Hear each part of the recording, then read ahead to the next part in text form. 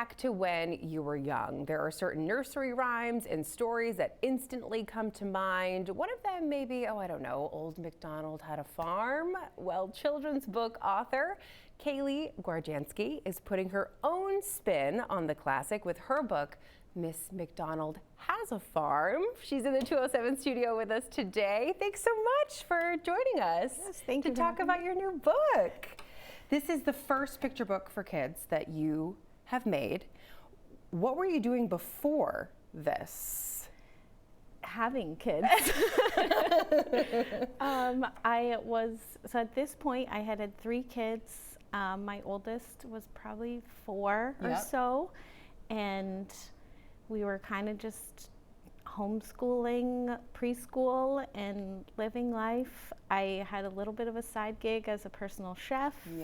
And then that was becoming too much to be able to stay home with the kids, so I kind of got into writing, and here we are. Here we are, exactly. So why children's picture books, of all things?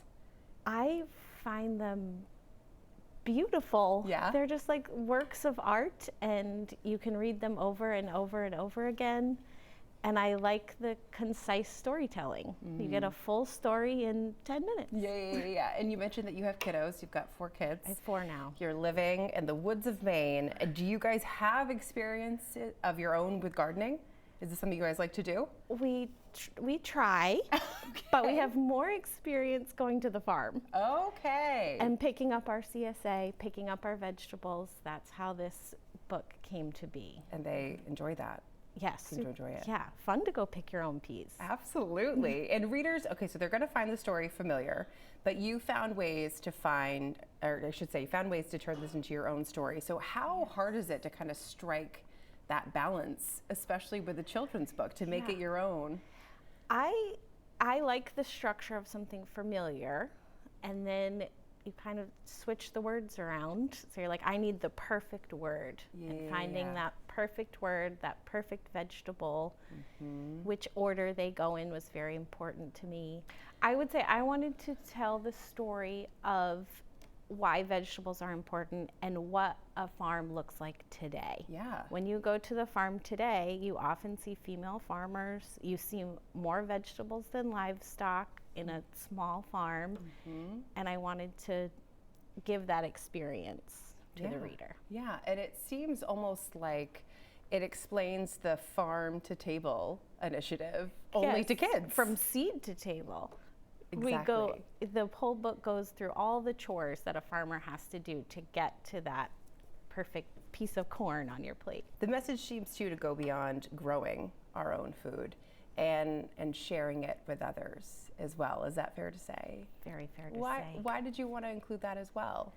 I think community is just always revolves around food, and we can acknowledge how that food got to that table. The farmers are such an integral part of making that happen. Absolutely. And the really cool thing too is that at the back of the book, in the back of the book, you have recipes for people that they can go and make themselves, which I thought was so neat. Yes, my editor even tested the recipe a few times, and now she eats it regularly. Hey, there you go. Why did you want to include this as well? I think kids not only knowing where their food comes from, but then how to get it on the table. I want kids to know that cooking is not scary. It can be fun and enjoyable. Yeah. And that recipe gives you a lot of freedom to choose what vegetables they want to add into their egg bake. Do your kids like the book? Do they enjoy reading it? Yes. Yeah. There's lots of EI grows at our house. I love it. I love it. Well, thank you so much for coming in and sharing your book with us. We really appreciate it. And if you would like to learn more about Kalee and Miss MacDonald Has a Farm, just head to the 207 section of our website and app. And don't go anywhere. We've got more of our show for you right after this.